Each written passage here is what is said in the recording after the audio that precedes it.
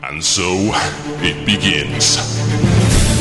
Dark were the skies, and chill was the wind, as the land was covered in a veil of malice. Across the hill did ride a dread army of the night, cloaked in mist and fog, prepared to rain down death and destruction upon the land. And the people did crowd for a savior, a noble soul to save them from their impending demise. Just as it seemed all was lost, in strode a mighty hero, clad in shimmering metal from head to toe. Wielding a terrible broadsword, he did cleave his foes in two, smashing their ranks asunder with righteous fury. And when the day was done and the enemy strewn across the fields in pieces, the people did turn to the warrior and say, "We shall name this day in your honor. Speak unto us your wisdom." The warrior said one word that day: epic.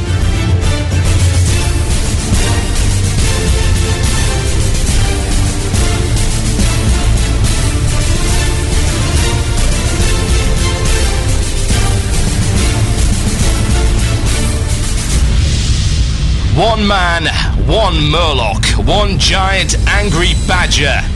This is Blue Please. It begins now.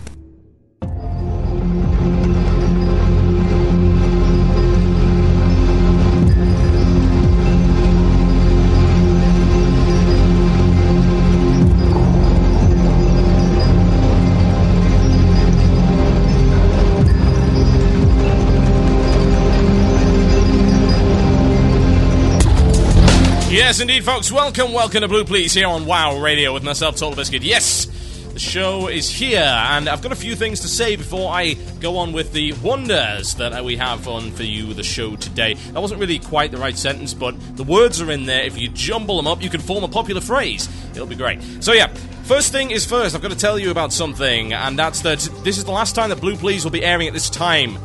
Reason? Well, I am starting some nice Christmas work that's going to be bringing in some monies. Unfortunately, said Christmas work happens to be between 10:30 and 6:30 in the morning, which is fine by me because that's kind of the time that I'm up anyway. Unfortunately, that does mean that I won't be able to do the show at that time. So what I'm going to do is I'm going to move the show. I'm going to move it back to its old time slot of 7 p.m. GMT, which is 2 p.m. Eastern Standard Time on Fridays. So that's really the only change. Not too much of a problem. Hopefully that didn't really put people out. If you do miss it, well, I would suggest that you catch the podcast, which I can guarantee will be up very, very, very, very, very shortly afterwards. Me and Dunkor are competing for the fastest podcast upload ever award. We're really getting there. But yeah, what have I got coming up in the show for you? Well, there's a number of things. You might have noticed that last week I was incredibly positive. Now I've had a week to play Wrath, and I've got nice and jaded to the content, so I can get very negative. No, I'm kidding. I'm not going to be that negative, but there are certain things which I believe do need to be discussed. So, let's go in the show. Wrathgate. Spoiler alert. I will give you another spoiler alert before I start talking about Wrathgate. If you do not tune out the spoilers, then that is your own problem, quite frankly. We're going to go on Spoilergate today. Yes, Spoilergate. Why is Wrathgate simultaneously awesome and simultaneously not so awesome? Well, we shall see. Also, Nihilum has cleared everything. Why this should worry you, and not for the reason that they put on their website. Yes, everybody's wrong. I will educate you as to what is going on. Also, GM inconsistency, or aka why is our guild not allowed to be called the Black Guard? You will find out a little bit later on in the show. And of course, we have the Illusion of Choice, which has its new sound drop-in thing. That's me shattering your illusion, or should I say forcing you to make an illusion of choice. Anyway, the Illusion of Choice, you get to pick the last topic of the show. You can email in themurloc@gmail.com. That is the Murloc, no K in Murloc. You should know this by now, at gmail.com. Email in your choice for the ending topic of the show, and I will pick one which I wish, and therefore you have an illusion of choice. Yes. It's all good. Now, one thing before I get started. I have no idea why you people wanted this, but I now have a Twitter feed. I don't know what it's for. I don't know quite how to work it. I think you type short messages in and other people see those short messages. I'm really not sure what the attraction is. But yes, I have a Twitter feed. It is twitter.com/TotalBiscuit. I'll be posting a variety of things on there which have no relevance to anyone whatsoever, which would be pretty much the same as everyone else on Twitter. So yes, I believe that is what I'm supposed to do. I am doing it right. And if you want to subscribe to that for some inexplicable reason, then by all means do it. It's twitter.com/TotalBiscuit. I certainly can't promise anything remotely good. But then again, neither can anyone else on Twitter. Now, I think we're about done with that silliness. Let's get straight in. Spoiler alert, folks. Spoilers. If you do not want your sense of bewilderment, sense of wonder, sense of utter, total disbelief shattered, I just want to press that now, it's great. Then you will tune out for the next 12 minutes and 6 seconds, because I'm going to be talking about Wrathgate, and yes, I am spoilering everything. So if you don't want to hear it, tune out for the next 12 minutes, people. This is relevant to our interests. Now, I actually just got around to doing Wrathgate yesterday. What is Wrathgate? For those who do not know, it is it's a long quest line leading up to the Wrathgate, which is a gate of wrath. One would assume that it's rather angry at something. It does look angry. Looks very upset about all manner of things. It's Xbox huge. It looks very suspiciously like the big walls around Mordor, and it is indeed what is keeping the Alliance and Horde forces out of Icecrown. That's why they can't get in there on foot. Well, that's one of the reasons they can't get in there on foot. The other reason they can't get in there on foot is the entire Icecrown is covered in undead, zombies, and horrible, horrible things. So, yeah. The thing about Wrathgate, which makes it different to everything else, is that it's a very big example of phased questing, which, the new phasing system has come in, and I will explain that in a little bit for those who do not know what phasing is, but it has a cinematic. Yes, it has an in-game, machinimated cinematic. Yes. You can pronounce that after 3 pints of lager, then you are a better man than I. It's very, very interesting to watch. It's very cool to behold, and the cinematic is absolutely stellar. I think it's telling of the skills of the Blizzard in-house machinimation team, led up by the one and only Terran from Return and Rufus Cubed fame, that the machinima movie they created for Wrathgate is actually more inspiring and cooler than the actual CG intro to Wrath of the Lich King. That takes quite a lot of effort, so yeah, well done to them for that. And the idea behind it is you go up to the Wrathgate, you are given basically the task to watch over the forces as they attack the Wrathgate, and you've got Saurfang the Younger, as well as Bulvar something, I don't know anything about the lore, but yeah, Lord Bulvar, whatever, and he goes in and they kill loads and loads of undead, and Arthas comes out and he's like, no, I don't think so, and they're like, yeah, I do think so, and then he's like, no way, girlfriend, oh no, and he's like, yeah, and they kind of get at each other and have this sort of step up to the street style dance-off for the next 5 minutes, and then everyone dies of plague. That's pretty much it. That's actually how Wrathgate turns out. And the cool thing about Wrathgate is that it really brings about this old animosity between the Alliance and the Horde again, because while they both get killed by the same enemy, that enemy just happens to be aligned, of course, with the Horde, or so you think. And what then happens is, after you get out the cinematic, you have a phase. Yep, you're put into a phase, and what it shows is, normally when you go up to the Wrathgate area before you've done the quest, you've got all of the troops lined up ready to attack the Wrathgate. Once you enter the phase, they're all pretty much dead. There's fires on the floor, there's plague everywhere, horrible death, everyone's screaming, and Alexstrasza, the Lifebinder, the biggest dragon you have ever seen. She is Xbox huge, I kid you not. And she comes in and gives you this quest, and you go off to do the stuff, which actually culminates in you taking back the Undercity. Yes, taking back the Undercity from the evils. Yes, there was I can't remember his name. Varamathras, yes, the evil demon thing. Lord, I can't remember the name of it, whatever. He's actually taken over the Undercity and all this cool stuff. And you've got to go down there with Thrall and Jaina and take it back.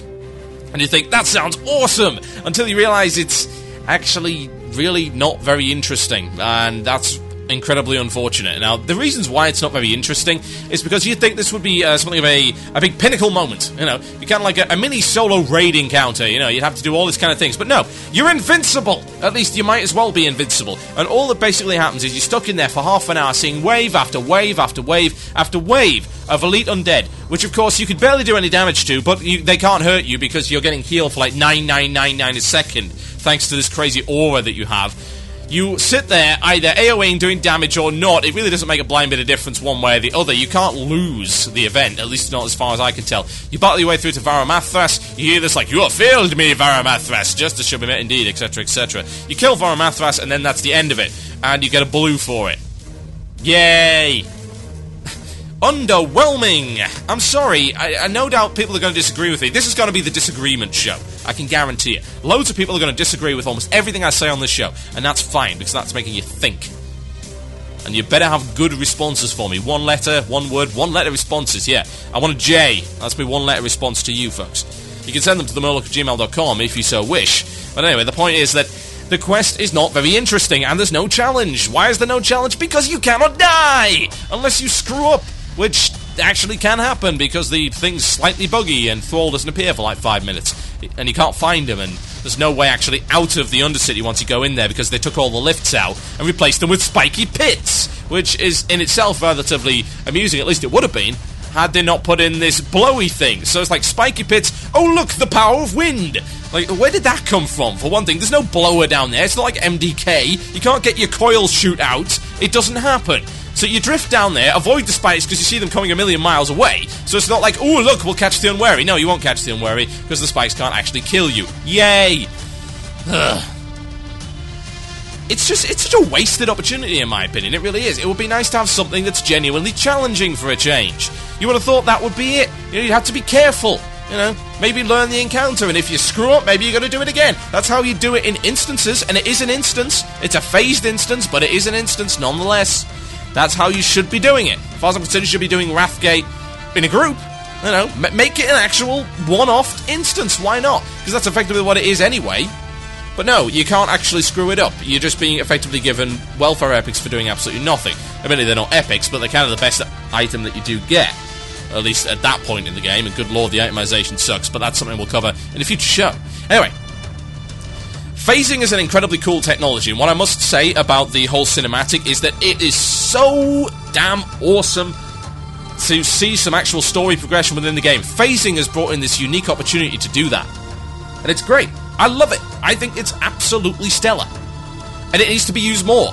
I commented on this in last week's show, that the story progression of WoW has gone through the roof, as in there wasn't any before that. Because of this proactive antagonist, you have Arthas everywhere, and he's screwing with your stuff. He's stealing all your pickles, and you have to go stop him. And that's great. I like seeing that. I love seeing that. It's absolutely brilliant. But why create such an underwhelming quest to cap it all off with? I mean, how many hours must have been spent machinating the Wrathgate cinematic? Tens? Hundreds? I'll go with hundreds, maybe hundreds. And you follow it up with a quest that is really awful. And I mean, it really is. And there's some really good quests in Wrath of the Lich King. A lot of them involving vehicles, I must say. Sorry, riding around the dragon in Dragonblight and setting everything on fire. Yeah, that was cool. Mid-air combat, that was cool. There's all sorts of really awesome stuff. A lot of it does involve vehicles, but that's fine. You might as well run the gimmick into the ground because it's fun while it lasts. There's a whole bunch of really good quests, and I've noticed that they've really gone into the whole use this item to this particular effect. Now, this is something I commented on, actually, when I was talking about the Wrath Beta. It's like, oh look, there's quite a few quests that involve you getting an item. Like there was this Alliance quest that I recall while I was playing the beta at level 71, and it was in Howling Fjord, and it's like, you get this wand. It is a retuned ice wand. It has 100 yards range, but it doesn't do a lot of damage. It's the only way that you can pull down these drakes so that you can kill them. Or do whatever to them. And it's like, okay, that's a use an item. It's a use an item quest, and there's a lot of use an item quests, and they give each quest a rather unique feel. It's like, there's a quest where you go to the Scarlet Onslaught's place, and you poke this guy with a branding iron repeatedly until he starts screaming for mercy. Don't tell me that isn't awesome, because he is! What about the, hey, kill some Scarlet Onslaught and have them eaten by rats? That's brilliant! Infest the lumber mill with termites to really annoy the lumber master. Yes! Perfect! Brilliant! Quests that are enjoyable to do, and so evil. Yes. Very much enjoyed those. So why is it that when you can design all of these amazing quests that have impressed even me, the most jaded of quest doers, as in the person who quits WoW after 2 levels because he can't stand the leveling? Yeah, the guy who quit WoW on no less than 12 separate occasions before hitting level 60. Why did he do that? Because he doesn't like questing. You've got the guy who didn't like questing to like questing again. That's an achievement beyond all other possible achievements that you could put in your silly things, and that includes killing 15 turkeys in 3 minutes. Better than that. Better than falling 65 feet without dying. Better than hugging a player who's dead on the floor before he releases. Better than all of those achievements. You got me to like questing again. So why is it that after all of that amazingly fantastic stuff, all of that brilliant, stellar, unbelievable, all of these other adjectives that I can find to describe how great all of this stuff is in Wrath, why is it that we can't get the best, supposedly what should have been the best storyline quest in the entire game, to be something more than sitting around watching wave after wave after wave after wave of elite undead? You remember what the last thing was that had wave after wave after wave of elite undead? Yes, that would be Mount Hedjal. Mount Hedjal was not very fun for that very reason, especially if you wiped, but at least it was vaguely challenging. This is like one-man Mount Hayal, but in the Undercity. So you don't get the rolling hills and wonderful plains and all that kind of stuff. You're just stuck in a horrible sewer battling these undead when really you shouldn't actually be there. There's no point. Why are you even there? Because Thrall is going to be doing all the damage anyway. You might as well sit it out and watch as they run around with those retarded looking red flags on their backs. It's like playing that horrible version of tag rugby. Ugh. Tag football in the States. It's the same thing, but you put on 400 pounds of body armor. So yeah, I'm at level 74 right now. I don't think there's going to be anything else like Wrathgate, assuming there was anything like Wrathgate. I'm sure we'd have known about it. More stuff like that in patches, please. Absolutely, make that more patch content, but the next time you do a phased epic quest like that is going to involve all this important storyline lore stuff, please make it a little bit more involved. Please make it feel like I'm supposed to be there. Please make it feel like I can somehow influence what's going on, because when I'm popping my AoEs and I'm doing 5,000 damage a hit because of the crazy buff that I've got, and I see the enemies getting hit by it aren't even losing 1% of health, I feel like I shouldn't be there. And that is a deal breaker for me, because Wrathgate made me feel like I should have been. It's like the promise dangled in front of me, then taken away at the last moment. Learn from this. More cinematics, more involved stuff, and more interesting quests attached to them. My name is Total Biscuit. This is Blue Please only on WoW Radio. It's warm and it's Siluri Strikes Back. I'll be right back after this. Enjoy.